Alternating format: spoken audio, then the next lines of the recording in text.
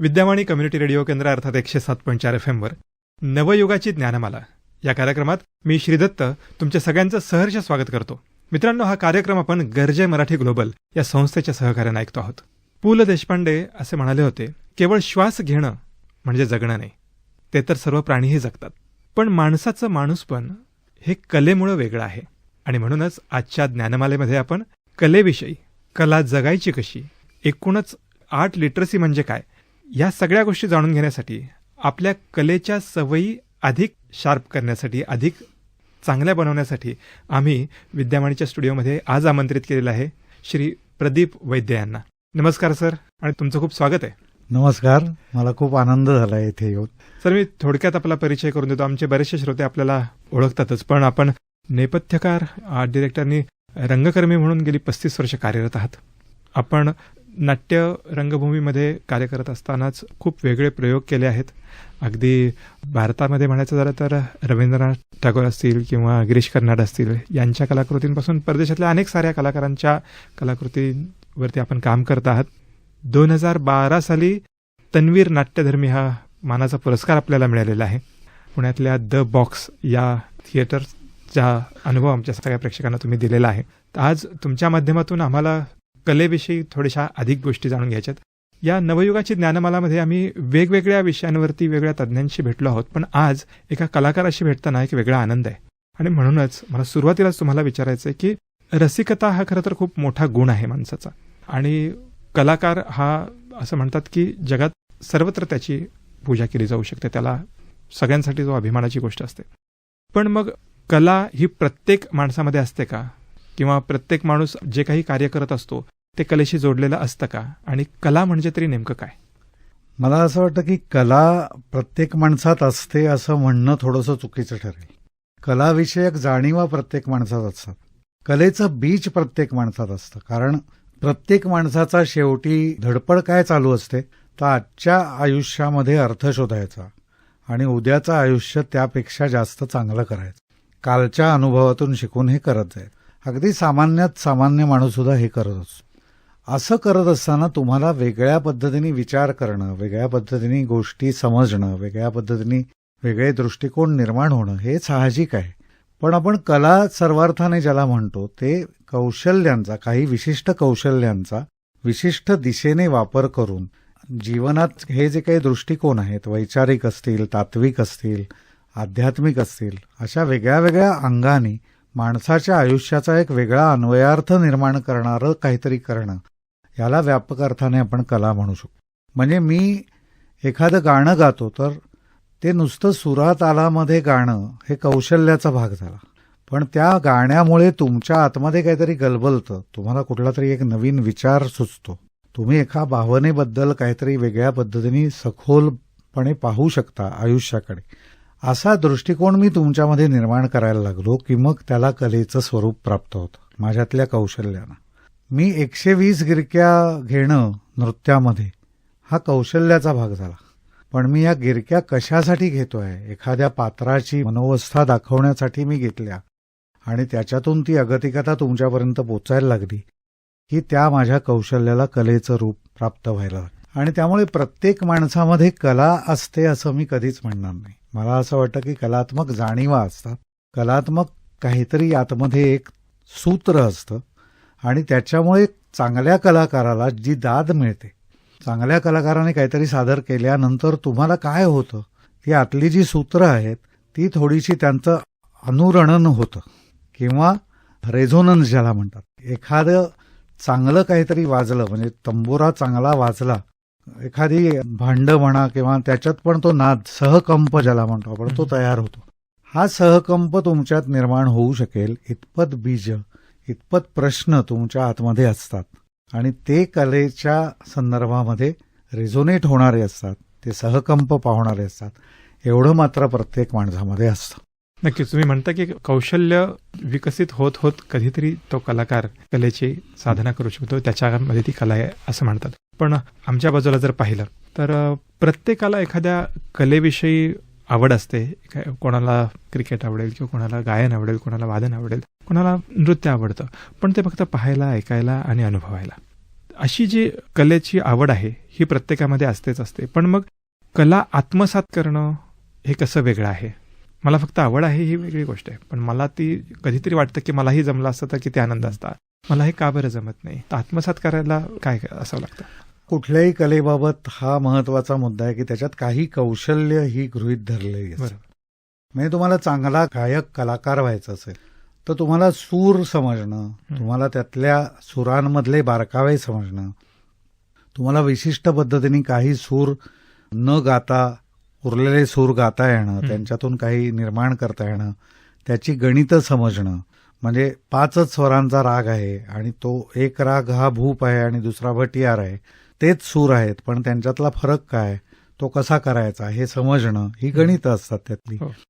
हे तालाबरोबरचं गणित असतं की काळ जो आहे माझा गाण्याचा त्याला डिवाइड करून मला त्याचे विभाजन करून त्याचं काय मला करायचं आहे ताल म्हणून, 10 मात्रा म्हणजे काय, 7 मात्रा म्हणजे काय, हे सगळं समजणं हे तुमच्या कौशल्याचा भाग आहे.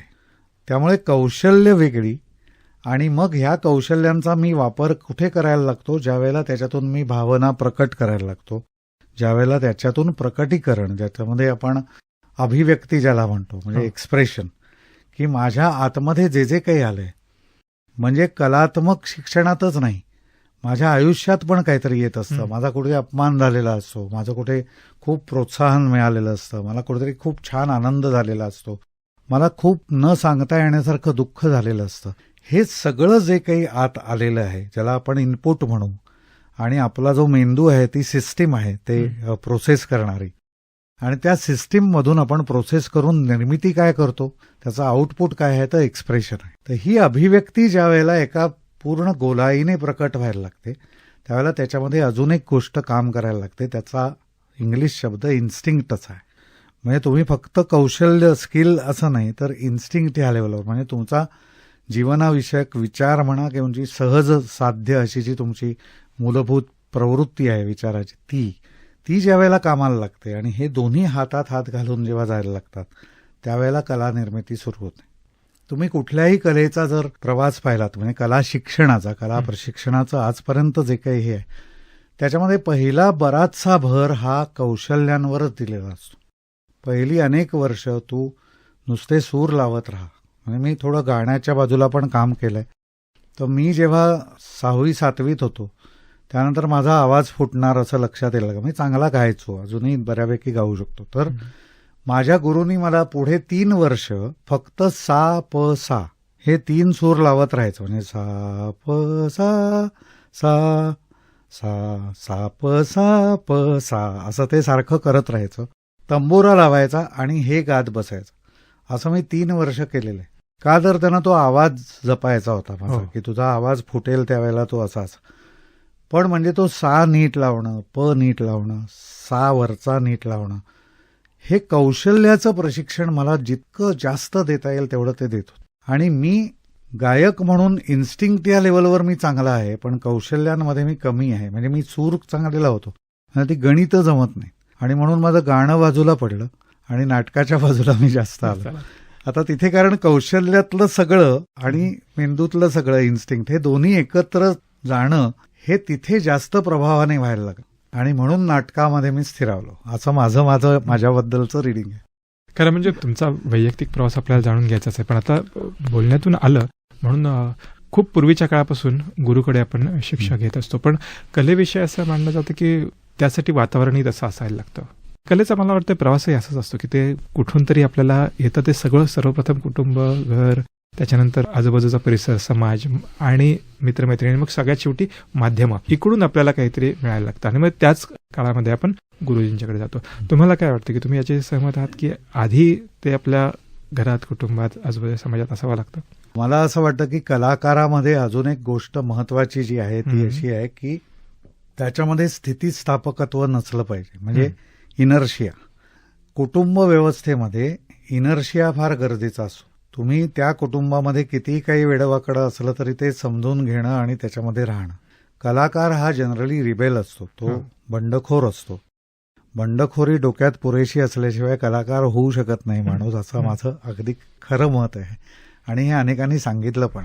बऱ्याचदा कुटुंबामधली माणसं तुम्हाला गृहीत धरत असतात आणि बऱ्याचदा कुटुंबामध्ये तुम्हाला असं सांगितलं जातं की हां, अजून प्रयत्न कर, मला तेवढं आवडत नाहीये, असे टीकाकार पण कुटुंबामध्ये असू शकतात.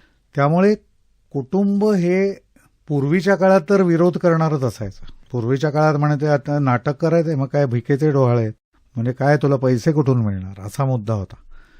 आत्ता आपली सगळी कुटुंब व्यवस्था ही संपूर्णपणे व्यावसायिक गोष्टींवर केंद्रित आहे.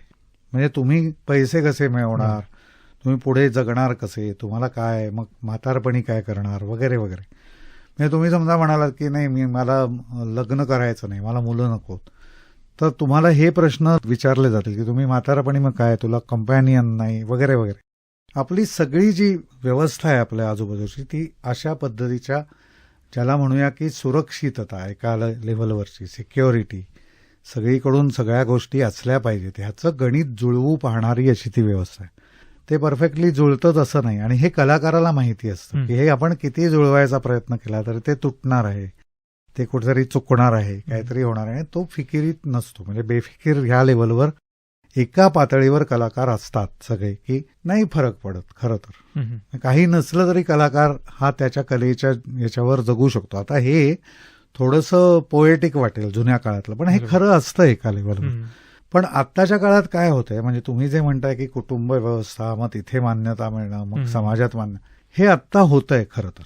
म्हणजे आत्ता जो पाठिंबा घरातून मिळतोय तो कदाचित तुम्हाला पुरेसा बंडखोर ठेवत नाहीये की काय, असं मला वाटायला लागलंय. आणि त्यामुळे तुम्हाला कौशल्यांच्या लेव्हलवरच इतकं डोक्यावर घेतलं जातं की तुम्हाला वाटायला लागलं तुम्ही कलाकार झालात. पण कला ही त्याच्या पुढे आहे. मी थोडंसं गायलो की इंस्टाग्रामवर 10,000 फॉलोअर्स येऊ शकतात, पण मी खरंच चांगलं गातोय का हे मला सांगणारं कोण आहे? मग कोणीच राहत नाही, कारण मला 10,000 लोक मिळायला लागले की मी तो फुगत फुगत माझं डोकं फुगायला लागतं, आणि मग मला हे शोधावंसं वाटतच नाही.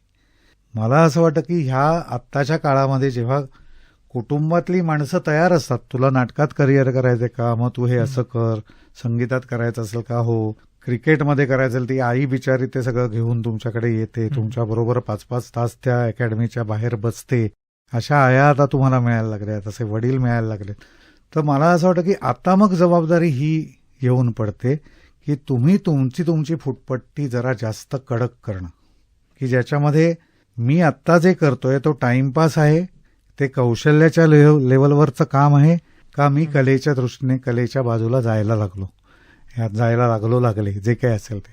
तर हा विचार आपल्याला करणं ही आता आपली नैतिक आणि वैयक्तिक जबाबदारी व्हायला लागली, असं मला वाटतं. श्रोतेहो, विद्यावाणी कम्युनिटी रेडिओ केंद्रावर आपण नवयुगाची ज्ञानमाला या कार्यक्रमात नेपथ्यकार कलाकार प्रदीप वैद्य यांच्याकडून कलेविषयी जाणून घेतो. त्यांनी आपल्याला सांगितलं की त्यांचा जो सुरुवातीचा प्रवास होता, त्यांनी आधी गायन शिकण्याचा प्रयत्न केला, तिथं त्यांना म्हणावं तसं यश नाही मिळालं, तेव्हा ते नेपथ्याकडे वळाले, रंगभूमीकडे वळाले. त्यांनी हेही सांगितलं आपल्याला की आजकालच्या काळामध्ये आपण असं पाहतो आहोत की कौशल्यांकडे जास्त भर दिला जातो, कलेकडे थोडंसं आत्ताही दुर्लक्ष होतंय. सर, तुम्ही आत्ता म्हणालात की कलाकार हा बंडखोर असावा लागतो किंवा बंडखोर असतो तो, तर नेपथ्यामध्ये तुम्ही अनेक साऱ्या नवीन गोष्टी केल्या, बंडखोरी केलेली आहे तुम्ही चांगली. म्हणूनच तुमचा हा प्रवास कसा होता, तुम्ही नेपथ्याकडे वळायचं? नाही, मला नेपथ्यकार असं म्हणता नाही येणार. मी नेपथ्य हा मुद्दा, म्हणजे नेपथ्य हे एक अंग आहे जे मी बघितलंय, पण मी जास्त प्रकाश योजनेचं काम जास्त लोकांसाठी केलंय आणि माझ्या नाटकांचं नेपथ्य मी केलंय. जी नाटकं मी लिहिली आहेत किंवा मी दिग्दर्शित केली आहेत त्यांचं नेपथ्य मात्र मी केलंय. आणि नेपथ्यकार तुम्ही कुठल्या अर्थी म्हणताय ते मी तुम्हाला आता सांगतो, असा की ती माझी बंडखोरी ही थोडीशी प्रोसेनियम मार्च ज्याला म्हणतात, म्हणजे एका बाजूला कमानी रंगमंच, एका बाजूला प्रेक्षक, एका बाजूला नाटक, असं जे सारखं सादर होत राहतं, त्याविषयी मला जरासा तिटकारा माझ्या मनामध्ये आहे. आणि मला असं वाटतं की नाटकाने अजून जरा जास्त जवळ जाण्याची गरज आहे प्रेक्षकांच्या. आता ह्याचं पण कारण असं की आपल्याला एक अशी सवय झाली आहे की ते नाटक आणि हे आपण वेगळे आहोत अशी जी भावना आहे, आणि त्याच्यातून आपण काहीच अंगाला लावून घेत नाही आणि कुठलेच प्रश्न आपल्याला नाटक पाहिल्यानंतर पडत नाहीत. असं सगळं बघत बघत मला असं वाटलं की नाही, नाटकाने आपल्या मध्ये यायला हवं. मग माझं काजव्यांचा गाव नावाचं नाटक होतं, जे मी अशाच पद्धतीने करत होतो की ते समोर प्रेक्षक आणि मी नाटक करतोय. पहिले 4 प्रयोग मला खूप असं जाचत राहिलं. हे नाटक आपण काहीतरी वेगळं करायला पाहिजे आणि ते तुम्हाला इन्स्टिंक्ट लेव्हलवर वाटतच. मग काहीतरी अशा परिस्थितीमुळे मला एक 3 महिन्याचा त्याच्यात अवकाश मिळाला आणि त्याच्यावर एक वेगळा विचार झाला आणि पुन्हा नव्याने ते नाटक उभं करायची वेळ आली.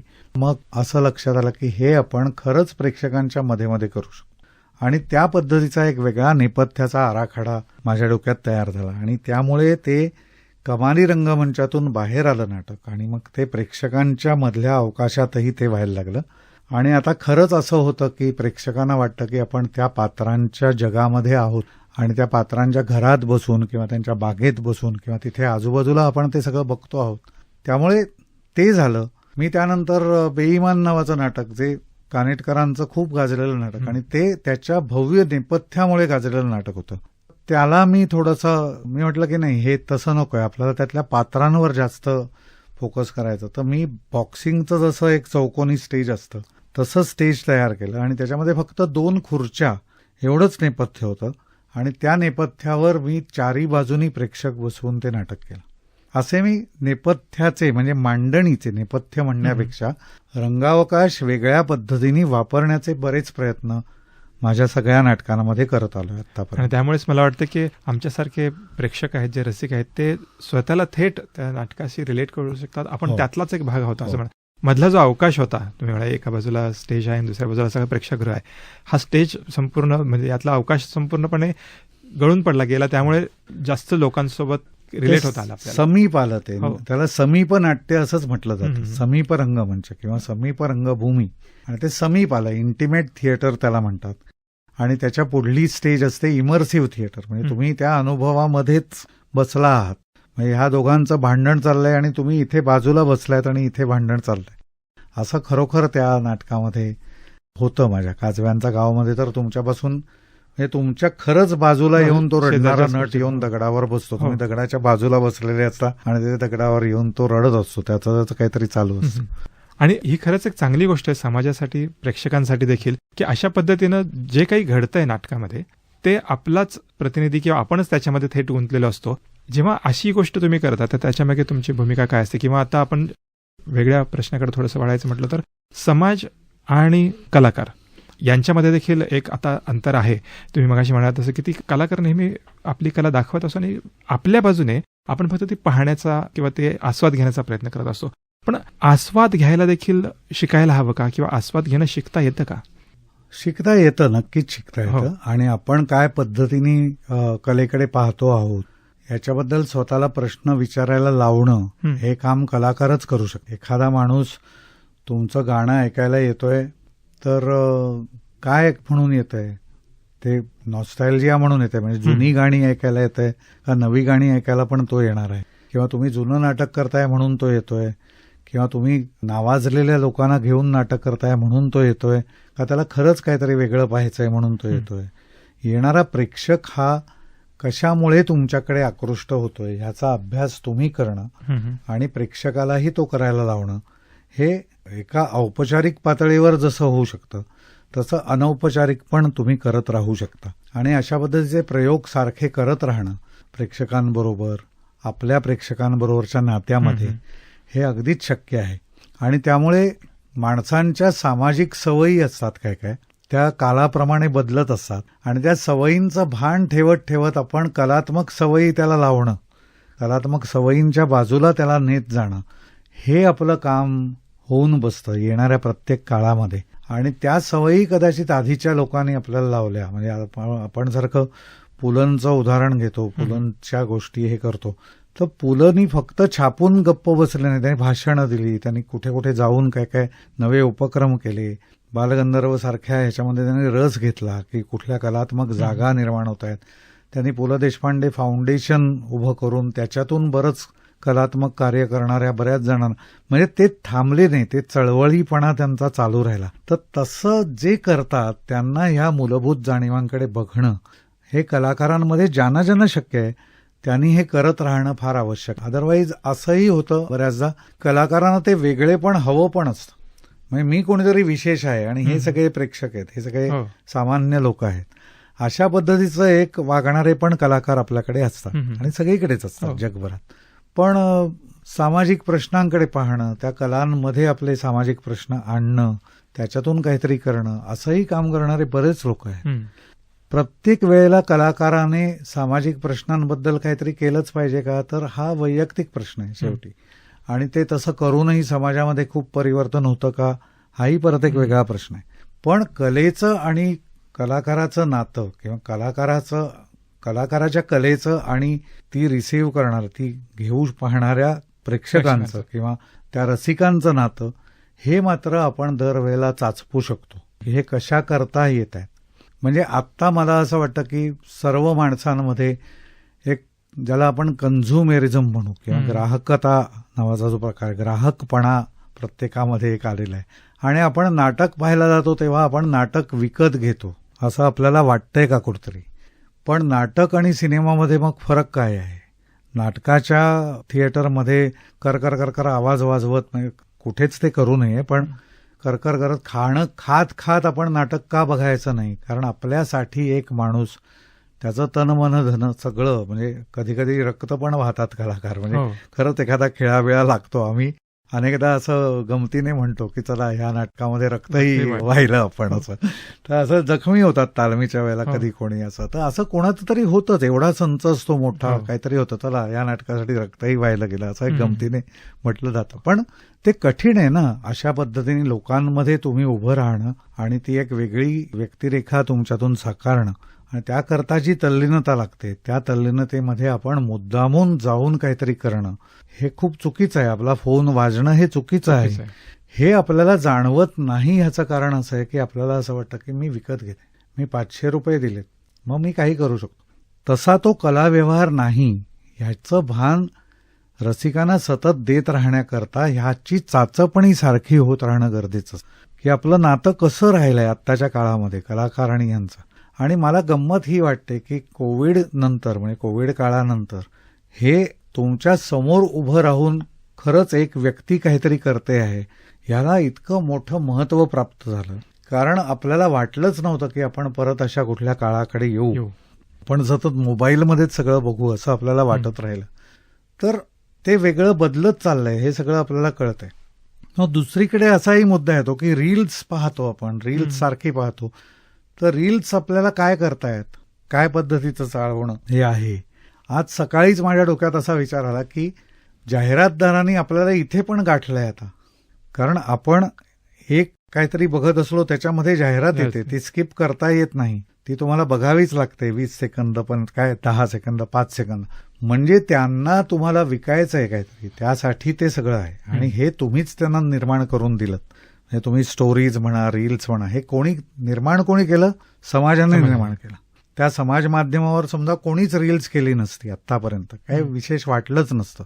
जसं ऑर्कुट नावाचं एक होतं आधी, आपल्याला ते पण मजा पहिल्यांदा आली, पण ती येईन अशी झाली काही काळानंतर. असं जर ह्या माध्यमांचं झालं असतं तर ह्या माध्यमांमध्ये सुद्धा ह्या काहीतरी विकू पाहणाऱ्या लोकांना अजिबात वाव मिळाला नसता. पण आता त्यांना वाव मिळालाय, कारण आपण त्या पद्धतीने म्हणजे आपल्याला अमुक विशिष्ट पद्धतीच्या सवयी आपण लावून घेतल्या आहेत. आता ह्या सवयींचं नाटकवाल्यांनी काय करायचं, ह्या सवयींचं कलाकारांनी काय करायचं, हा अभ्यासाचा विषय. आणि त्यामुळे मला असं वाटतं की कलाकारांनी हे नातं काय पद्धतीचं आहे हे चाचपत राहणं सारखं. म्हणजे आता खरं तर असं म्हटलं जातं की फेसबुक किंवा इंस्टाग्राम हा वैयक्तिक रंगमंच आहे. म्हणजे तुम्हाला आता कुठलं ऑडिटोरियम बुक करायची गरज नाही. तुम्हाला गायचं असेल, घ्या एक मोबाईल फोन समोर आणि गायला लागा. तुम्ही जसं गाल तसं तुम्हाला तुमच्यासाठी प्रेक्षक मिळणार आहे. हा तुमचा रंगमंच झाला. आता गंमत इथेच आहे, आणि हाच विनाशक गोष्ट आहे की आपण किती गाणी अशी पाहतो की किती भयानक भेसूर आणि विचित्र गायलेली असतात. पण त्याला सुद्धा त्याच्यामुळे, म्हणजे ते भेसूर गायलेलं असतं म्हणून त्याला काही दशलक्ष फॉलोअर्स वगैरे मिळतात, कारण ते चेष्टेने. ओरिजिनॅलिटी नाहीये, नुसती नक्कल आहे तरी नक्कल गायली तरी तसं होतं. म्हणजे तुम्हाला हा अभ्यासाचा विषय झाला ना. म्हणजे तुम्ही उत्कृष्ट कलाकार आहात म्हणून 10,000 लोक तुमच्याकडे पाहतायत का, तुम्ही निकृष्ट आहात किंवा तुम्ही काहीतरी कोणाचा तरी व्यंग करताय, काहीतरी विचित्र करताय म्हणून तुमच्याकडे पाहतायत. ह्याच्याकडे सतत सजगतेने पाहत राहणं हा अभ्यासाचा विषय आता कलाकारांकरता मला वाटतं की झालाय. खरंच ही एक अतिशय महत्त्वाची गोष्ट तुम्ही सांगितलीत की जेव्हा आपण ग्राहक म्हणून पाहतो, कन्झ्युमर म्हणून पाहतो आणि तिथं विक्रेत्यांचा, बाजार करणाऱ्यांचा जो काही शिरकाव झालेला आहे, त्यामुळं कदाचित कलेच्या क्षेत्रामध्ये काही वेगळे दिवस आपल्याला पाहायला मिळाले. पण तरी देखील कलाकाराला आणि कलेला कधीही मरण नाही, कारण त्याच्याकडे अजूनही क्रिएटिव्हिटी, तुम्ही म्हणालात तशी त्याच्या आतमध्ये एक बंडखोरी आहे, इन्स्टिंक्ट आहे आणि ते कायम राहील. पण सर, आपली ही चर्चा अतिशय चांगल्या मुद्द्यावरती आलेली आहे, पण वेळेचं भान राखत आपण आजच्या भागात इथं थांबूयात. पण उद्या आपण आपल्या विद्यमानच्या सगळ्या श्रोत्यांसह पुन्हा एकदा गप्पा मारण्यासाठी भेटूयात त्यांना. जरूर. आज तुम्ही इथे आलात आणि आमच्या सगळ्या श्रोत्यांना इतकी मोलाची आणि इतकी महत्त्वाची माहिती सांगितली, त्याबद्दल खूप खूप धन्यवाद. श्रोते हो, नवयुगाची ज्ञानमाला या कार्यक्रमात उद्या आपण याच वेळेला पुन्हा भेटणार आहोत विद्यावाणीवर, अर्थात 107.4 FM वर प्रदीप वैद्य सरांशी चर्चा करण्यासाठी. तोपर्यंत मी आपला निरोप घेतो. नमस्कार. विद्यावाणी कम्युनिटी रेडिओ केंद्र अर्थात 107.4 FM वर मी श्री दत्त तुम्हा सगळ्यांचं सहर्ष स्वागत करतो या कार्यक्रमात, ज्याचं नाव आहे नवयुगाची ज्ञानमाला. मित्रमैत्रिणींनो, हा कार्यक्रम आपण गरजे मराठी ग्लोबल या संस्थेच्या सहकार्यानं ऐकतो आहोत. मित्रांनो, आपल्याला आठवत असेल की आपण कालच्या भागामध्ये प्रदीप वैद्य यांच्याशी चर्चा करायला सुरुवात केलेली होती. रंगभूमीवरती गेली 35 वर्ष कार्यरत असणारे वैद्य सर यांनी काल आपल्याला कलेविषयी आणि कलेच्या एकूणच वेगवेगळ्या आयामांविषयी खूप सारी महत्त्वाची माहिती सांगितली. काल आपण ज्या मुद्द्यावरती थांबलो होतो तो मुद्दा म्हणजे अलीकडं आपण प्रेक्षक म्हणून किंवा दर्शक म्हणून कला विकत घ्यायला लागलो आहोत, कलेचं बाजारीकरण होत आहे, असे काही विषय आपण चर्चेत होतो. सर, आज विद्यावाणीच्या स्टुडिओमध्ये तुमचं पुन्हा एकदा स्वागत. नमस्कार. प्रदीप सर, काल आपण म्हणालो की आता जेव्हा काळ बदलतोय अशा काळामध्ये आपण असं पाहतो की कलाकाराकडे आपला पाहण्याचा दृष्टिकोन थोडासा बदलला आहे. मग नाटक असो किंवा ते गायक असतील, आपण काही पैसे देतो आणि प्रेक्षक असं समजतो की आता त्या वेळापुरता तो कलाकार किंवा ती कला मी विकत घेतली. पण काळ जसा बदलतोय तसं सगळ्याच गोष्टी बदलत चाललेल्या आहेत. प्रत्येक कलाकाराच्या बाबतीत पण आपण असं पाहतो की त्याचाही दृष्टिकोन हळूहळू बदलत चाललेला आहे. तोही या सगळ्या गोष्टींकडं फक्त कला म्हणून पाहत नाही. कला तर आहेच आहे, पण त्याचबरोबर त्यालाही त्या कलेमधून अर्थार्जन हा एक मुद्दा राहिलेला असतोच. मागे एकदा विद्यावाणीच्याच एका मुलाखतीमध्ये मी एका मोठ्या कलाकाराशी बोलताना त्या कलाकाराने जे मला सांगितलं होतं त्याचा उल्लेख मी तर जरूर करेन. ते म्हणाले होते की कलाकार प्रत्येक तरुणाने प्रयत्न करायला हरकत नाही, तुमची स्किल्स तुम्ही डेव्हलप करा, तुम्ही कलाकार होऊ शकता, पण तत्पूर्वी तुम्ही पोटा पाण्यासाठी काहीतरी व्यवसाय करणं खूप गरजेचं आहे. त्या म्हणण्यात किती तथ्य आहे ही गोष्ट वेगळी, पण आताच्या काळामध्ये आपण असं पाहतो का की कलाकाराला देखील पोट आहे आणि त्याच्यासाठी त्याला कलेवरती विसंबून राहता येणं शक्य आहे का? मला असं वाटतं की आहे, नक्कीच आहे. म्हणजे आताचा काळ खूपच बदललाय. पूर्वीच्या काळामध्ये तुम्हाला मी आधीच्या भागातही म्हणालो होतो, मी नाटक करतो हे सांगण्याची पण खोटी होती की मला आयुष्यभर नाटक करायचंय हे माझ्या कुटुंबामध्ये मी सांगणं हे पण भयानक विचित्र गोष्ट होती. आता तसं राहिलेलं नाही. काळ खूप बदललाय आणि पैसा मिळणं आणि म्हणजे पोटापाण्याचा व्यवसाय काहीतरी करणं, म्हणजे बँकेत नोकरी करणं आणि नाटक करणं किंवा कुठेतरी काहीतरी मी अमुक झालो आणि मी चित्रकार पण आहे, असं करण्याचे दिवस माझ्या मते गेले आहेत. म्हणजे आता उलट असं आहे की तुम्हाला अमुक जर व्हायचं असेल तर पहिल्यापासून तुम्ही त्याच्यावरच लक्ष केंद्रित करा आणि मग तुमची जी नैतिक जबाबदारी आपण गेल्या वेळा जी म्हणालो, फक्त कौशल्यांवर आपण न राहता आयुष्याचे वेगळे अनुभव घेत घेत स्वतःला इतकं समृद्ध बनवलं की त्याच्यातून खरंच कला निर्मितीकडे आपण जाऊ शकतो आणि एक वेगळा अनुभव आपल्या रसिकांना आपण द्यायला लागलो आपल्या कलेतून. अशा स्टेजला जाणं हे खूपच आत्ताच्या काळामध्ये शक्य आहे. म्हणजे ते सहज साध्य नक्कीच नाही, कारण कलेची स्वतःची अशी आव्हानं असतात, त्याच्यातून तुम्हाला ते अगदी सहज, आता केक वॉक ज्याला म्हणतात इंग्लिशमध्ये, तसं ते नाहीये. पण तरी सुद्धा तुम्हाला खूप जास्त गोष्टी आता उपलब्ध आहेत. पूर्वीच्या काळामध्ये तुम्हाला गायक व्हायचं झालं, तुम्हाला चित्रकार व्हायचं झालं तर इतर जण काय करतायत हे कळायचा काही मार्गच नव्हता. तुम्हाला कधीतरी चित्र प्रदर्शन लागणार तेव्हा तुम्हाला कळणार की हेब्बर काय करतायत किंवा अजून कुठले त्यांचं काय कला, म्हणजे रवी वर्मा म्हणजे नक्की काय. तुम्ही चित्रकलेच्या शाळेत गेल्याशिवाय तुम्हाला कळणार नाही. असं आता राहिलेलं नाही. तुम्ही भाजी विक्रेते असू शकता आणि तरी तुम्ही चित्रकलेचा अभ्यास करू शकता. इतकं ते सगळं विस्फोट माध्यमांचा झाल्यामुळे तुम्हाला एका बाजूने ते सगळं तुमच्या हातामध्ये आहे, म्हणजे हा 5 इंचाचा जो स्क्रीन आहे आपला, त्याच्यामध्ये खरंच अख्खं जग तिथे सामावलेलं आहे.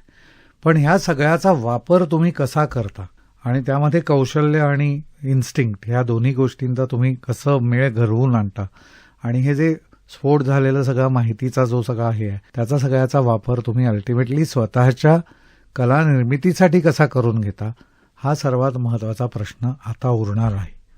दुसरीकडे एक आव्हान असं पण झालेलं आहे की तुम्हाला गाणारी माणसं इंटरनेटवर तुम्ही पाहिलं तर चांगलं गाणारी माणसं पण 10,000 आहेत आत्ता. म्हणजे तुम्ही जर आत्ता सर्च दिलात तर तुम्हाला चांगला यमन राग गाणारे तुमच्याच वयाची 10,000 माणसं सापडतात. म्हणजे तुमचं आव्हान किती मोठं झालं. आता तुम्हाला चांगला गायक जर व्हायचं असेल, त्याच्यातून वाणिज्य काहीतरी निर्माण व्हायला पाहिजे आणि त्याच्यातून आपल्याला पैसे मिळायला लागले पाहिजे, त्याच्यातून तर मग तुमचं आव्हान आणखीन बिकट होत चाललं. कारण 10,000 लोकांमध्ये तुम्हाला उभं राहायचं. पूर्वी तसं नव्हतं. पूर्वी लोकच कमी घ्यायचे कारण घाबरायचे लोक, अरे नको आपलं काहीतरी आधी झालं पाहिजे. आणि मग नोकरी लागण्याच्या संबंध त्या प्रक्रियेमध्ये आपली कला हरवून बसायचे लोक. तसं आता नाहीये. लोक बिनधास्तपणे ते सगळं करू शकतात. त्यांना तसं पोषक वातावरण पण बाजूला आहे. एका प्रमाणात इन्फ्रास्ट्रक्चर ज्याला आपण म्हणतो, पायाभूत सुविधा, त्या पण खूप वाढल्या आहेत पूर्वीपेक्षा. आणि त्यामुळे हा दृष्टिकोन मला असं वाटतं की काळाच्या मागे पडलाय आता खरं तर. म्हणजे आपण असं पाहिलं की माध्यमांच्या आणि तंत्रज्ञानाच्या मदतीने आता जास्तीत जास्त लोकांपर्यंत पोहोचतायत. पण पुन्हा एक मुद्दा राहतोच की कलेची सवय समाजाला लावणं पण गरजेचं आहे. कारण तो पुन्हा कन्झ्युमर आहे. तो त्याच दृष्टिकोनातून आपण आजच्या दिवशी तरी त्याच्याकडे पाहतो आहोत.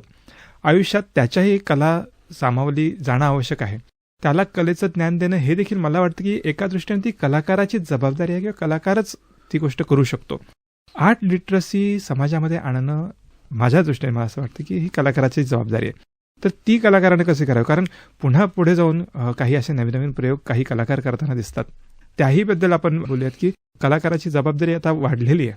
स्पर्धा तुम्ही म्हणाल तसं आहेच, पण पुन्हा समाजाला देखील ते समजावून सांगणं पण गरजेचं आहे. हो, कारण कलाकाराने हे समजावून देण्याची गरज आहे की 500 रुपये देऊन मी घेतलेला एखादा परफ्यूम आणि 500 रुपये घेऊन मी पाहिलेलं नाटक याच्यामध्ये फरक काय, हे जो 500 रुपये देणार आहे त्याला समजणं हे खूप गरजेचं आहे.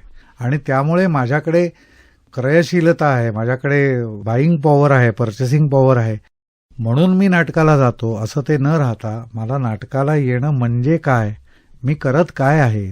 चित्र 10 लाख रुपयाला विकलं गेलं, 25 लाख रुपयाला विकलं गेलं, काय फालतूपणा आहे असं कोणालाही वाटू शकतं.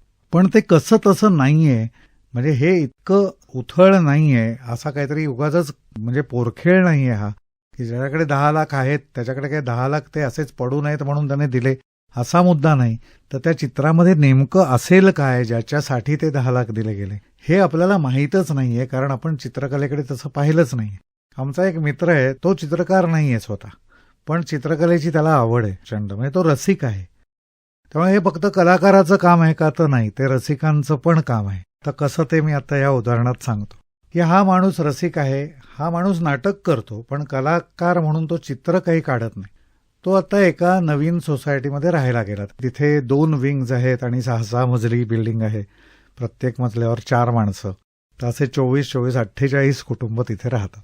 त्याला असं सहज एक दिवस सुचलं चालता चालता की व्यायाम म्हणून तो जिने चढत उतरत असताना त्याच्या असं लक्षात आलं की या जिन्यांमधली ही जी जागा आहे ही नुसती कोरी फुकट चालली, आपण इथे चित्रकलेचं काही करू शकतो. आणि मग त्याने सर्व लोकांशी चर्चा घडवून आपलं म्हणणं जोरकसपणे मांडून त्यांच्या त्या दोन्ही विंगचं म्हणजे ए आणि बी विंग्जमधल्या सर्व जे काही जिने आहेत त्यांचं जे लँडिंग असतं त्या लँडिंगमध्ये त्याने चित्र प्रदर्शन लावायला सुरुवात केली. आत्ता तिथे दोन्हीकडे मिळून जवळजवळ 100 चित्र लावली जातात त्या जागा ज्या काही केल्या. आणि मग ते 15-15 दिवसांनी बदलायचं. 2 आठवड्यांकरता एक चित्रकार किंवा 2 चित्रकार असं करून ती प्रदर्शन. आता त्या बिल्डिंगमध्ये तो राहायला लागलेला 6 महिने झाले. या 6 महिन्यामध्ये त्याने 25 ते 26 चित्रकार जे आपल्या आजूबाजूला कार्यरत आत्ता आहेत, कारण मोठ्या चित्रकारांचं अशा ठिकाणी लावता नाही, मग आपल्या आजूबाजूला कार्यरत असलेल्या चित्रकारांची चित्र तिथे लावणं. आणि त्यामुळे त्यांच्या सोसायटीतले लोक 2-3 गोष्टी बदलल्या. जिना वापरतच नव्हते ते लोक जिना वापरायला लागले. काल चित्र आपण नुसतंच पाहिलं असं वाटलं, ते येऊन चित्रापाशी थांबून बघायला लागले आणि मग त्यांच्या डोक्यामध्ये ह्या कलेविषयीचं कुतूहल निर्माण व्हायला लागलं. एखाद्याला जर असं वाटलं की नाही हे चित्र माझ्या दिवाणखान्यात पाहिजे, मग तिथे तो चित्राबरोबरचा व्यवहार सुरू होईल, अर्थव्यवहार. ते त्या चित्रकाराला विचारतील की तू कितीला देशील मला हे, आणि मग तिथे त्यांना ते लक्षात येईल की ह्या चित्रकाराने कोणत्या जाणीवांमधून हे चित्र काढले. मग त्याच्यामध्ये स्किल्स, ब्रश तर मी पण मारू शकतो, ब्रशने रंग ब्रशवर घेतला आणि एक फरांडा मारला, ही कला नाहीये. मी आदल्या भागात म्हणालो होतो ते स्किल आहे. पण त्या चित्रकाराने तो विशिष्ट तसाच का मारलाय हे समजायला लागणं, हे भान ह्या एका छोट्या गोष्टीतून आलं, एका छोट्या जाणीवेतून. आणि ह्या चित्रकलेचा रसिक असलेल्या माणसाने आपल्या आजूबाजूच्या वर्तुळामध्ये, त्याच्या परिघामध्ये हा बदल घडवून आणला. खरं तर हे एका रसिकाची, एका कलाकाराची सृजनशीलता आहे. त्यातून कदाचित मोठा व्यवसाय पण पुढे होऊ शकतो. केवढं मोठं होऊ शकतं. एखाद्या ठिकाणी ह्याच्यातून हा पायंडाच पडू शकतो की प्रत्येक सोसायटीमध्ये चला चित्रकलेला ही जागा झाली. म्हणजे आपण काल काहीतरी बोलताना असं म्हणालो होतो, एखादा समाज कलासक्त होतो म्हणजे काय होतं असं आपण म्हणालो होतो. तर मग आपल्याकडे बरेच असे उपक्रम चालतात. भिशी असते, स्नेहसंमेलनं असतात. आपण 600 फ्लॅट्स असलेल्या सोसायटीज असतात, त्याच्यामध्ये एक 3-4 पायऱ्या बांधून एक छोटंसं स्टेज केलेलं असतं आणि ते म्हणतात की हे अॅम्फी थिएटर आहे. तर आपण 4-4 कोटी रुपये देऊन घेतलेल्या फ्लॅटमध्ये आपण आपल्या बिल्डरला हे सांगू शकतो ना, नाही आम्हाला चांगला हॉल दे, आम्हाला चांगल्या पद्धतीचं एखादं सभागृह दे, जिथे आम्हाला चांगले गायनाचे कार्यक्रम पाहता येतील. आज 600 कुटुंब राहत असलेल्या एखाद्या सोसायटीमध्ये हे का शक्य नाहीये? आपण ह्याच्याकडे सजगतेने पाहत नाही आहोत. आपण आपल्या कलात्मक सवयी ह्या ऑर्गनाईज, म्हणजे त्या एका नियमितपणे त्याच्यामध्ये काही करत नाही आहोत, म्हणून हे असं होतं. आणि ह्या सवयी म्हणजे कलाकारांनी आणि रसिकांनी हे तपासायला पाहिजे की आपल्याला काही कलात्मक सवयी आहेत का. आपण सांस्कृतिक सवयी आपल्याला असतात. आपण दिवाळी अमुक पद्धतीने साजरी करतो, आपण गणपती अमुक पद्धतीने साजरा करतो, वगैरे वगैरे. जे काही सण असतील आपले, इतर मित्रांना, वेगवेगळ्या धर्माच्या लोकांना आपण त्यांच्या त्यांच्या वेळेला शुभेच्छा पाठवतो, त्या शुभेच्छांमध्ये आपण कुठलीतरी कविता शोधतो वगैरे. हे सगळे कष्ट घ्यायला आपण तयार असतो. पण आपल्याला स्वतःला नाटकाला जाण्याची सवय आहे का? गाण्याच्या कार्यक्रमाला जाण्याची सवय आहे का? काल आपण जे ऐकलं त्याचं चरविचरण करत आपल्याला त्याच्यातून काही निर्माण करण्याची सवय आहे का? अशा पद्धतीने कलांच्या सवयी आपल्या समोर येणाऱ्या आणि न येणाऱ्या प्रेक्षकांना कशा लावता येतील, ह्याचं जर आपण सजगतेने थोडं भान ठेवत त्याच्याकडे पाहायला लागलो, तर समाज म्हणून आपल्याला असं लक्षात येतं की हळूहळू ते ट्रान्सफॉर्मेशन होत जाईल, हा बदल हळूहळू होत जाईल. आणि मग ह्या संबंध शहराला काय समजा लावण्या पाहायचं भयंकर वेड आहे, सवय ही आहे की कुस्ती पाहायचं सवय आहे. मग कुस्तीची मैदानं तयार होत, म्हणजे त्याला इन्फ्रास्ट्रक्चर आपण म्हणू. पायाभूत सुविधा कुठल्या व्हायला पाहिजेत ह्या शहरासाठी, ह्या समाजासाठी, हे त्यांच्या सांस्कृतिक सवयी आणि त्याच्या पुढे जाऊन एक पाऊल पुढे असलेल्या कलात्मक सवयी, त्याच्यातून हे त्याची व्याख्या बनली जाणार आहे की ह्या पायाभूत सुविधा काय ह्या शहराच्या असतील. अशा पद्धतीच्या पायाभूत सुविधा जर बनल्या तर नक्कीच कलाकारांनाही आपोआपच प्रोत्साहन मिळू शकेल, कलाकार पुढे येतील. हो, आणि ते वातावरण बनत जाईल. हो, मला गायचं झालं तर मला फक्त इंस्टाग्राम नाही, मला 100 प्रेक्षकांसमोर खरंच जाऊन गायचंय आज. तेव्हा काय होतं, इंस्टाग्राममध्ये मी हिट केलं एंटर की ते जातं, 1,00,000 लोकांपर्यंत जातं. संबंध जगात मी एक चित्र काढलं तर आता जगभरात ते जातंय. मी त्याला काही विशिष्ट पद्धतीचे हॅशटॅग्स दिले तर ते माझ्याही नकळत, मी कोणाला ओळखत नाही अशा लोकांपर्यंत ते जाऊन. हो, म्हणजे माझं एखादं चित्र आज रवांडामधला एखादा माणूस पण विकत घेऊ शकतो. ही शक्यता आज निर्माण झालेली आहे. त्यामुळे मला असं वाटतं की पहिला जो आपला प्रश्न होता की कलाकाराला पैसे मिळवणं कठीण आहे का, नाही, कठीण अजिबातच नाही. त्यामुळे आता कलाकार तर नक्कीच पैसे मिळवू शकतात, पण त्याच्या जोडीनं आणखीन एक गोष्ट पण घडेल असं मला वाटतंय. तुमचं मत त्याच्यावरती मला जाणून घ्यायचंय की आपोआपच कलाकार, कलासक्त समाज आणि अशा पायाभूत सुविधा जर निर्माण झाल्या तर आणखीन वेगळ्या हे काही अपॉर्च्युनिटीज, काही रोजगाराच्या संधी उपलब्ध होतील, जसं की आर्ट मॅनेजर्स असतील किंवा ह्या सगळ्या गोष्टी मॅनेज करणाऱ्या अनेक साऱ्या गोष्टी. नाही, खूप आहेत हे, आणि आत्ताच आहेत असं नाही. म्हणजे वसंत कानेटकरांनी त्यांच्या एका मुलाखतीत लिहिलं होतं, माझं नाटक लिहिताना मी असं पाहतो की ह्याच्यातून कमीत कमी 125 लोकांना रोजगार मिळाला पाहिजे त्या काळात, म्हणजे 70 मधले 1970. आणि त्यांचं खरंच असं होतं की त्या नाटकामध्ये फुलांचा काहीतरी व्यापार असायचा, व्यवहार, की गजरेवाला, माळा विकणारा ह्याला पण पैसे मिळायचे, कॅन्टीनला पैसे मिळायचे, कारण इंटरव्हल 2 असायचे उदाहरणार्थ. तर अशा पद्धतीने आपण नुसती कला निर्माण करत नाही, तर ह्या सगळ्या भोवती एक इकॉनॉमिक्स निर्माण करतो आहोत. त्या सगळ्याचं एक अर्थशास्त्र आहे. ह्या जाणीवेने काम करणारी काही माणसं तरी आपल्यामध्ये असतात. ह्या सगळ्या माणसांना जर पोषक वातावरण मिळालं तर अशा पद्धतीच्या बऱ्याच संधी निर्माण होतात, आणि त्या प्रत्येक क्षेत्रात आहेतच. म्हणजे अगदी नाटकाचा कपडेपट म्हटलं तरी प्रत्येक नाटकाला एक इस्त्रीवाला लागतो. आता इस्त्रीवाला हे करिअर नाहीये का? असूच शकतो. म्हणजे तुम्हाला रोजगाराची संधी आहे, ती करिअर नाही पण रोजगाराची संधी आहे.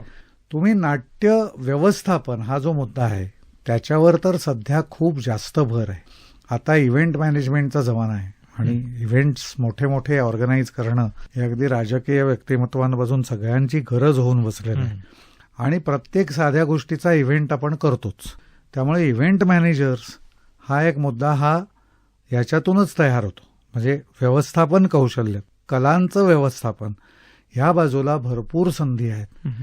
तंत्र विभागामध्ये म्हणजे प्रकाश योजना, नेपथ्य किंवा संगीत किंवा तसंच प्रोजेक्शन हल्ली बऱ्याच प्रमाणात मल्टीमीडिया वापरले जातात. ह्या मल्टीमीडियाचा काहीतरी वापर आहे. तसंच समाज माध्यमं म्हणजे सोशल मीडिया वापरून कलेला एस्टॅब्लिश कसं करता येईल, स्वतःला स्थापित कसं करता येईल, लोकांमध्ये प्रस्थापित कसं होता येईल, याचाही विशिष्ट अभ्यास मार्केटिंगच्या तंत्राचा वापर करून करणारी माणसं आहेत. आणि तुम्ही अमुक पद्धतीचं नाटक करताय तर तुम्ही कुठल्या पद्धतीची रील्स करायला पाहिजेत म्हणजे तुम्ही वेगवेगळ्या लोकांपर्यंत पोचाल, असाही एक अभ्यास त्याचा होऊ शकतो. त्यामुळे सोशल मीडिया मॅनेजमेंट हे पण एक स्किल आहे. तुम्ही पोस्टर मेकिंग असेल, तुम्ही ग्राफिक डिझायनिंग आहे, ते जरी आता म्हणजे काही असे ॲप्स आहेत ज्याच्यामुळे तुम्हाला करता येतं, पण तरीसुद्धा त्याच्यातून एक वेगळा अनुभव निर्माण करणारं ग्राफिक डिझायनिंग करणं. तुम्हाला डिझायनिंगच्या बऱ्याच संधी आहेत. म्हणजे प्रोडक्शन डिझाईन नावाचा एक भाग असतो, तुम्हाला ड्रॅमॅटर्जी नावाचा एक भाग असतो, तुम्हाला नाट्य प्रशिक्षण हा भाग आहे. वेगवेगळ्या शाळांमध्ये तुम्हाला नाट्य प्रशिक्षण, कला प्रशिक्षण हे खूप, नाट्यच असं नाही, चित्रकला, संगीत, नृत्य ह्या सगळ्याचं आता सर्व शाळांना पण असं वाटू लागलं की आपल्या मुलांना आपण ते द्यायला पाहिजे. परदेशामध्ये प्रत्येक माणसाला पियानो वाजवता येतो एका विशिष्ट प्रमाणापणे किंवा गिटार वाजवता येते, काहीतरी त्यांना त्या पद्धतीचं प्रशिक्षण खूप दिलेलं असतं शाळेमध्ये. आपल्याकडे हे बंद होतं इतकी वर्ष, आता ते सुरू होत आहेत गोष्टी. ह्या सगळीकडे वेगवेगळ्या पद्धतीच्या रोजगार संधी आहेत. म्हणजे अगदी तुम्ही प्रशिक्षकापासून दिग्दर्शकापासून नट ह्या समोर दिसणाऱ्या सगळ्या आहेतच, पण व्यवस्थापनाच्या बाजूला आहेत, मेकअप आहे, विग बनवणारे लोक आहेत, अशा कितीतरी संधी ह्याच्यामध्ये आहेत. म्हणजे माझ्या मते कलांच्या बाजूला तुम्हाला असं वाटतं की तंबोरे फार चांगले लागले, हा तंबोरे बनवणं ही व्यवसाय नाही आहे. तंबोऱ्यांचं तारा त्या विशिष्ट पद्धतीने हे करणं हा व्यवसाय आहे. आपण ह्यांच्याकडे कधी पाहिलं नाही, कारण ह्या सगळ्या परंपरागत फॅमिलियल बिझनेस म्हणजे कुटुंबाचा तो पूर्वीपासूनचा व्यवसाय असल्यागत ते होत आलंय. पण आपण का नाही बघत त्याच्याकडे एक संधी म्हणून? म्हणजे अशा बऱ्याच गोष्टी ह्याच्यामध्ये आहेत. तुम्ही म्हणाल तसं की समोर दिसणारे जे कलाकार आहेत त्यांच्यापेक्षा मला वाटतं की मागे बॅकग्राऊंडला जे सगळे कलाकार आहेत आणि ज्या व्यवसायांचा उल्लेख आपण केलात पूरक व्यवसायांचा, तिथं तर खूप साऱ्या संधी तरुणांसाठी उपलब्ध आहेत. श्रोते हो, नवयुगाची ज्ञानमाला या कार्यक्रमात आपण प्रदीप वैद्य यांच्याकडून कलेविषयी आणि कलेतल्या अनेक साऱ्या संधी किंवा अपॉर्च्युनिटीज ज्यांना आपण म्हणूयात त्यांच्याविषयी गप्पा मारत आहोत. त्यांनी सांगितलं की खूप मोठं अर्थकारण कलेच्या आजूबाजूला आहे आणि कलेच्यामुळे खूप मोठ्या प्रमाणावरती लोकांना व्यवसाय मिळू शकतील. सर, बदलत्या काळामध्ये असं खूपदा बोललं जातं की नवं जे तंत्रज्ञान आहे किंवा पर्टिक्युलरली आता काही विशिष्ट व्यवसायांना आर्टिफिशियल इंटेलिजन्समुळे खूप भीतीचं वातावरण निर्माण झालंय. पण कलेच्या बाबतीत असं बिलकुल होत नाहीये. कलेच्या बाबतीत असं म्हणता येईल आपल्याला की जोपर्यंत तुम्ही म्हणत असत ते एक इन्स्टिंक्ट आतमध्ये असत नाही, जोपर्यंत त्या कलाकारामध्ये बंडखोरी असत नाही, ते कुठल्याही पद्धतीने मशीन कधीच बंडखोरी करणार नाही. त्याला जेवढं शिकवलं तेवढंच देणार आहे. पण कलेच्या क्षेत्रामध्ये मात्र सतत नवनवीन काहीतरी करता येणं गरजेचं आहे. सृजनशीलता ही मला वाटतं की माणसातच असणार आहे, कलाकारातच असणार आहे. आणि म्हणूनच कलेच्या क्षेत्रामध्ये पुढल्या काळामध्ये खूप साऱ्या गोष्टी आणि खूप साऱ्या संधी उपलब्ध असतील. अशा वेळेला तुम्ही व्यवस्थेकडं किंवा सरकारकडे, एकूणच समाज व्यवस्थेकडं काही आशा आहेत का, असं काय वाटतं? मला एक तर AI बद्दल असं सांगता येईल की ते काय होईल हे आपल्याला माहिती नाही. आपण काय भविष्यवेत्ते नाही आहोत आणि ते कुठल्या दिशेला जाईल किंवा रोबोज बंडखोर होतील की नाही आपल्याला काय माहिती नाही. It is for the time to come. पण मुद्दा असा आहे की त्याच्यामुळे आपल्याला एवढं नक्की कळत आहे की खोटं काय आहे हे आपल्याला कळायला लागलं आणि त्यामुळे खरं काय आहे. माझ्या समोर बसून एक व्यक्ती मला काहीतरी सांगू पाहते आहे, याला किती महत्व आहे हे आपल्याला जास्त चांगलं कळायला लागलं. आणि त्यामुळे ज्याला आपण परफॉर्मिंग आर्ट्स म्हणू, ज्या सादरीकरणाच्या कला आहेत किंवा चित्रकला आहेत, त्या सगळ्याला फार महत्व हळूहळू प्राप्त होणार आहे. आणि ह्या हळूहळू तो कला व्यवहार जो आहे दोन माणसांमधला तो उच्च दर्जाचा होत जाणार आहे. पण दुसरीकडे आपण जर पाहायला गेलं तर एखाद्याला काही लिहून हवं असेल तर तो AI कडून पटकन घेऊ शकतो. त्यामुळे हा एकीकडे तोटा पण होत जाणार आहे. आणि दुसरीकडे अशा पद्धतीचा जो कला व्यवहार आहे ज्याच्यामध्ये आपण म्हणतो की एका माणसाला दुसऱ्या माणसाशी संवाद ज्याला म्हणतो आपण, हा संवाद घडवून आणण्याच्या दृष्टीने आपल्या प्रत्येक शहरामध्ये प्रत्येक गावांमध्ये वेगळ्या पद्धतीच्या आस्थापनांची गरज आहे. वेगळ्या पद्धतीचं काहीतरी इन्फ्रास्ट्रक्चर किंवा पायाभूत सुविधांची गरज आहे आणि सरकार त्याच्याकडे कधीच पाहणार नाही अशी मला खात्री आहे. कारण का तर त्यांना संवाद नको आहे असं आत्ताचं दिसायला लागलंय वातावरण. राजकीय नेत्यांनी लोकांनी एकमेकांशी संवाद करू नये किंवा करायचं असलं तर भांडण करावं, अशाच पद्धतीचं एक वातावरण आपल्याला सतत दिसत आलेलं आहे. त्यांना ते फायद्याच आहे. कारण तुम्ही जेवढे एकमेकांशी भांडाल, जेवढी तुमच्यात फूट पडेल तेवढं त्यांना ते चांगलंच आहे. रूल करायला तवा. पण आपण हे भान ठेवणं गरजेचं आहे. आणि खरं तर कलात्मक गोष्टी घडवून आणण्याकरता सरकारकडे बघायची गरज नाही असं आमच्यासारख्या काही लोकांनी बॉक्स सारख्या उदाहरणांमधून, म्हणजे बॉक्स हे एक उदाहरण आहे, त्याच्या आधी सुदर्शन रंगमंच होतं, त्याच्या आधी इतर काही गोष्टी होत्या, म्हणजे ते समन्वयवाले ते हे करत होते, ते ट्रस्टची जागा होती त्याच्यामध्ये ते करत होते.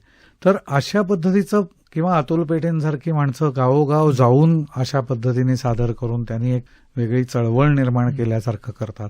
तर ह्या सगळ्याला सरकारी अनुदान कुठेच नसतं. इनफॅक्ट आमचे जे म्हणजे मी ज्यांना गुरुस्थानी मानेन असे दुबे सर होते, ते म्हणायचे की तू कुठलीही ग्रँट घेऊ नको बाबा, ग्रँट घेतली की तुझी वाट लागणार, तू तुझ्या जोरावर तुझं अर्थकारण निर्माण कर, मग तू करत राहणार, असं त्यांचं हे होतं. आता हे काही प्रमाण वाक्य असेल असं नाही, पण मला त्याच्यात अर्थ वाटतो आणि ते सार्थ आहे. कारण सरकार तुमच्याकडून ज्यावेळेला तुम्हाला काहीतरी देईल त्यावेळेला ते 100 पट काहीतरी काढतील अशी व्यवस्था. म्हणजे सरकार ही गोष्ट आता न्यूट्रल राहिलेली नाही, ती राजकीय झालेली आहे. आणि त्यामुळे सरकारकडून घेणं म्हणजे सरकार जे चालवत आहेत त्यांना 100 पट देणं अशी जोखीम त्याच्यामध्ये आहे. आणि त्यामुळे हे कलाकारांना हवंय का हे पाहूनच तो चॉईस करता येईल. आणि त्यामुळे कलाकारांनी सरकारकडे सारखं पाहत बसण्यात काही अर्थ नाही. कलाकार आपलं स्वातंत्र्य गमावून बसतील. स्वातंत्र्य म्हणजे काय असं भयंकर काहीतरी करायचंय, क्रांती करायची असं नाही. काहीतरी जे तुम्हाला मनासारखं करायचंय त्याच्यामध्ये कुठेतरी खीळ पसणार हा मुद्दा आहे. आणि त्यामुळे कलाकारांनी आपल्या आपल्या स्वयंपूर्णतेकडे जास्त लक्ष द्यावं आणि त्याने पुढचा रस्ता जास्त चांगला होईल असं वाटतं. खरंच प्रत्येक कलाकाराने असा विचार केला तर नक्कीच संपूर्णपणे समाज देखील बदलेल. कारण असं म्हणतो की ज्याला कलेचा आस्वाद घेता येत नाही त्याला कुठेतरी अर्धवट माणूस आहे असं म्हटलं जातं. श्रोते हो, आज नवयुगाची ज्ञानमाला या कार्यक्रमात आपण कलेविषयी, कलेच्या आस्वादाविषयी तसंच कलेमध्ये असणाऱ्या वेगवेगळ्या रोजगार संधींविषयी खूप सारी चर्चा केली प्रदीप वैद्य सरांशी. कला म्हणजे आपल्या आयुष्यामध्ये खूप सारं दुःख आहे आणि त्या दुःखावर फुंकर घालण्याचा जो मार्ग आहे तो मला वाटतं की कला आहे. आणि म्हणूनच आज ही चर्चा आपण नवयुगाची ज्ञानमाला या कार्यक्रमात केली. प्रदीप वैद्य सर, तुम्ही आज विद्यावाणीच्या स्टुडिओमध्ये आलात आणि आमच्या नवयुगाची ज्ञानमाला या कार्यक्रमातून आमच्या साऱ्या तरुण श्रोत्यांना कलेविषयी, कलेतल्या रोजगारांविषयी जी माहिती दिलीत त्याबद्दल मनपूर्वक धन्यवाद. आणि विद्यावाणीच्या सर्व श्रोत्यांकडून, गर्जे मराठी परिवाराकडून तुमच्या येणाऱ्या काळातील सगळ्याच ॲक्टिव्हिटीजना, एंडेवर्सना आम्ही खूप खूप शुभेच्छा देतो. आज इथं थांबतो. धन्यवाद. धन्यवाद आणि शुभेच्छा.